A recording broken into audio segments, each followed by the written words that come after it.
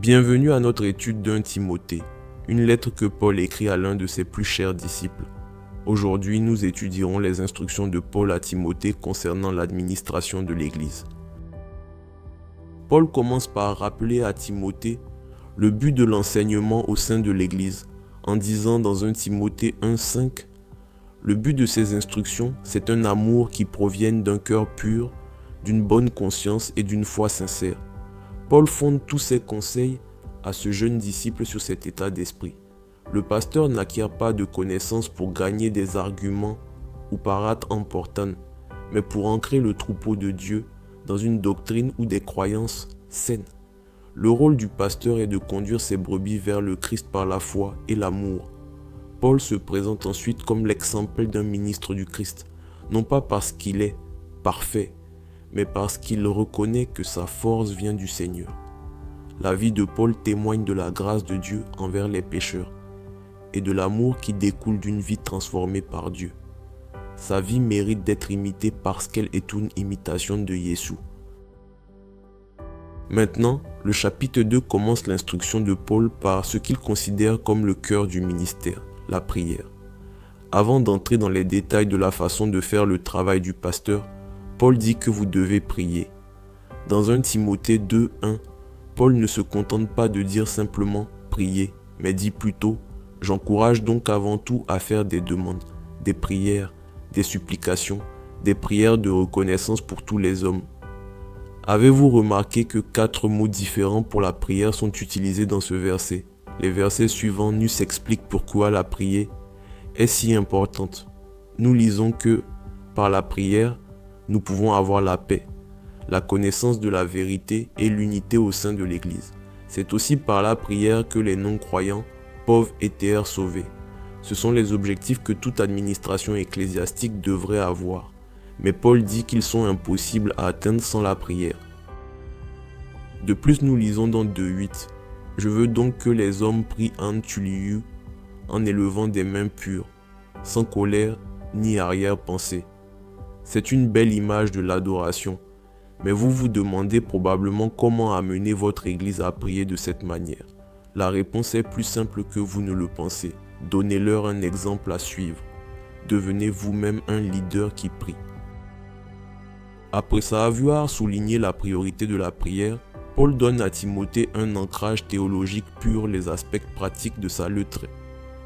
Dans 1 Timothée 2, 5 et 6, Paul écrit « Car il y a un seul Dieu, et aussi un seul médiateur entre Dieu et les hommes, Jésus-Christ homme, qui s'est donné lui-même en rançon pour tous. » Cela correspond à ce que Jésus déclare dans Jean 14, 6.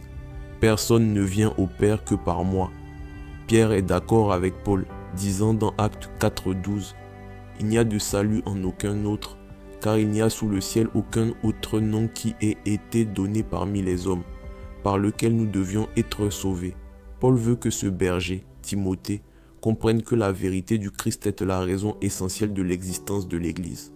Au-delà de cela, les paroles de Paul mettent également en lumière l'exemple pastoral ultime, le bon pasteur qui donne sa vie pour ses brebis. Cette discussion nous amène à un sujet important dans 1 Timothée, les qualifications pour diriger. Tout d'abord, au chapitre 3, Paul aborde la position la plus importante dans l'Église, l'ancien. Il existe de nombreux mots différents utilisés dans le Nouveau Testament pour désigner ce rôle, mais la tâche générale d'un ancien est de superviser et de diriger au sein de l'Église afin de guider le troupeau. À l'époque de Paul, les mots traduits par ancien et surveillant sont équivalents à ce que nous pourrions considérer aujourd'hui comme pasteur. L'autre type de dirigeant d'église mentionné dans 1 Timothée 3 est le diacre.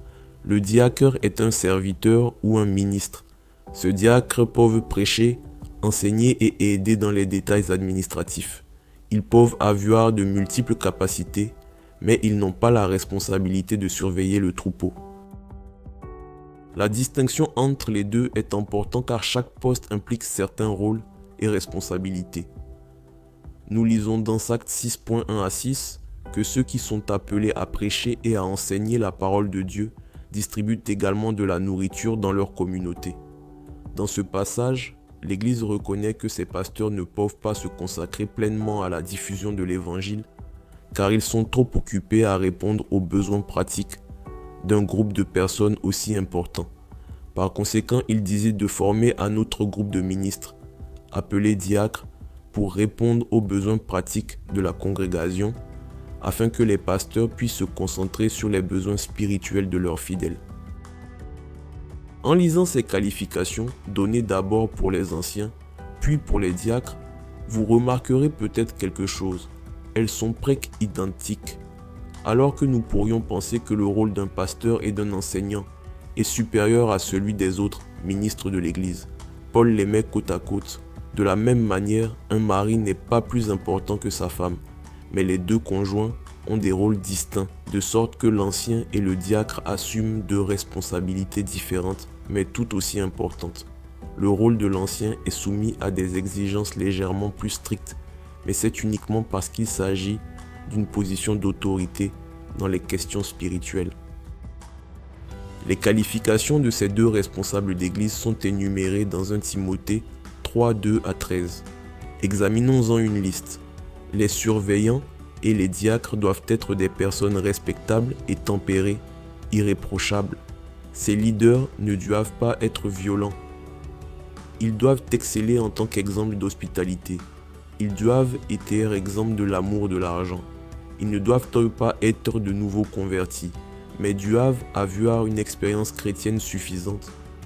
Ils doivent être respectés par ceux qui sont en dehors de l'Église.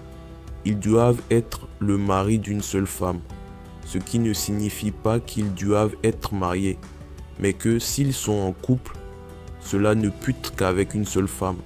Ils doivent être capables de bien gérer leur famille.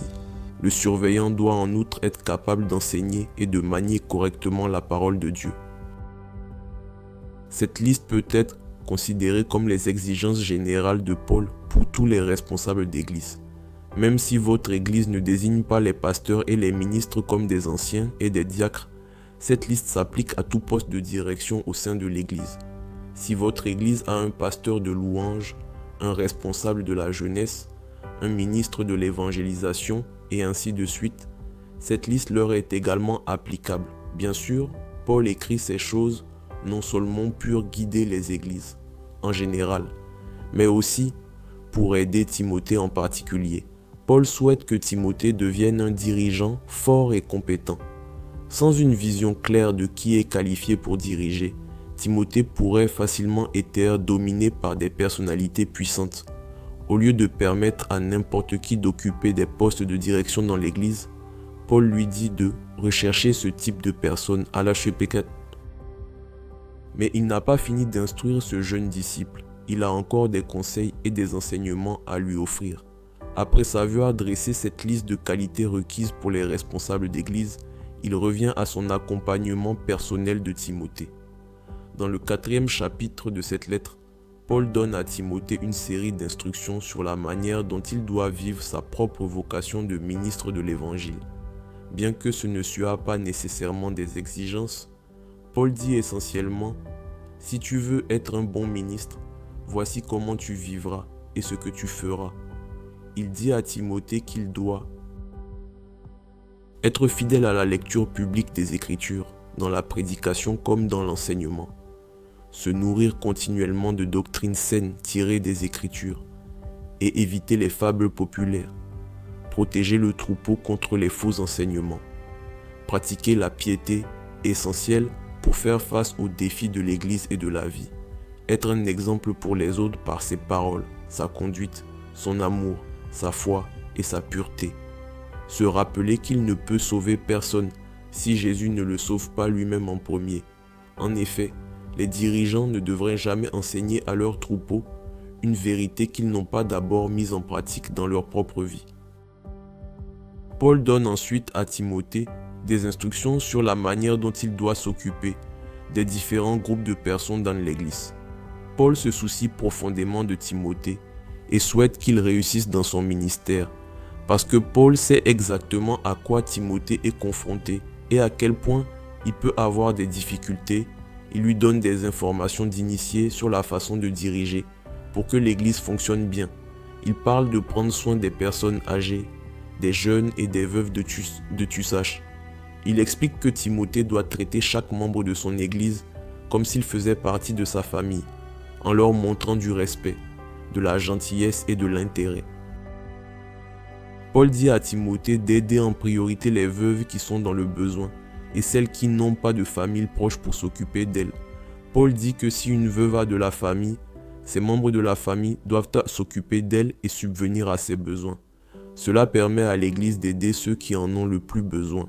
Paul utilise des mots forts dans 1 Timothée 5,8 pour ceux qui ne subviennent pas aux besoins des membres de leur famille, y compris les veuves, en disant « Si quelqu'un ne prend pas soin des siens, et en particulier des membres de sa famille de proche, il a renié la foi et il est pire qu'un non-croyant. » Paul poursuit en donnant des instructions particulières sur la manière dont Timothée doit réagir face aux jeunes veuves, en leur conseillant de chercher à se marier et de se concentrer sur leur famille.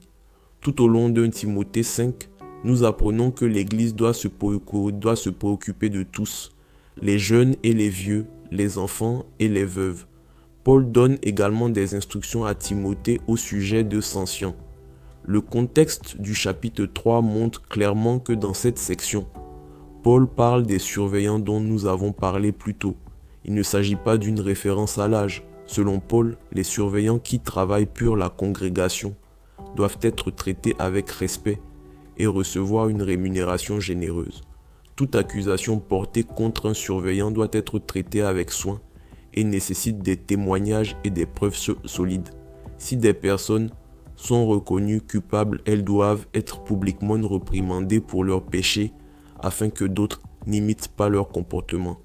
Le leadership est un devoir sacré qui s'accompagne de normes élevées et doit être pris au sérieux et respecté. Ceux qui dirigent bien sont, comme le dit Paul dans le chapitre 5 verset 17, dignes d'un double honneur, surtout ceux qui travaillent dur à prêcher et à enseigner. D'un autre côté, les dirigeants reconnus coupables de péché sont traités plus sévèrement que les autres.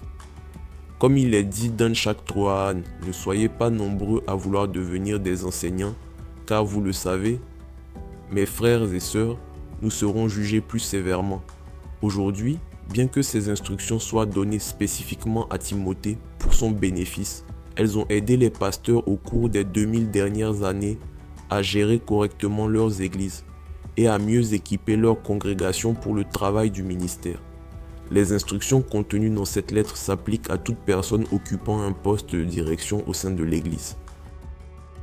Pour conclure, jetez un coup d'œil à votre propre vie et voyez comment vous vous situez par rapport aux normes que Paul établit dans cette lettre. Que vous soyez ou non actuellement un dirigeant dans l'Église, les conseils que Paul donne à Timothée s'appliquent à chaque croyant. Faites-vous de la prière votre première priorité. Répondez-vous aux qualifications requises pour diriger. Vous comportez-vous d'une manière qui démontre la foi et le courage. Si ce n'est pas le cas, les paroles de Paul dans cette lettre s'adressent à vous. Demandez à Dieu de vous accorder sa grâce et de vous donner la force de vous transformer de plus en plus à l'image de son Fils. Si Paul, qui a beaucoup péché dans sa vie antérieure, peut devenir un exemple de dirigeant d'église idéal, imaginez ce que Dieu pourrait faire de votre vie. Il vous aime. Il souhaite vous rencontrer là où vous êtes pour vous montrer la bonté qu'il vous réserve.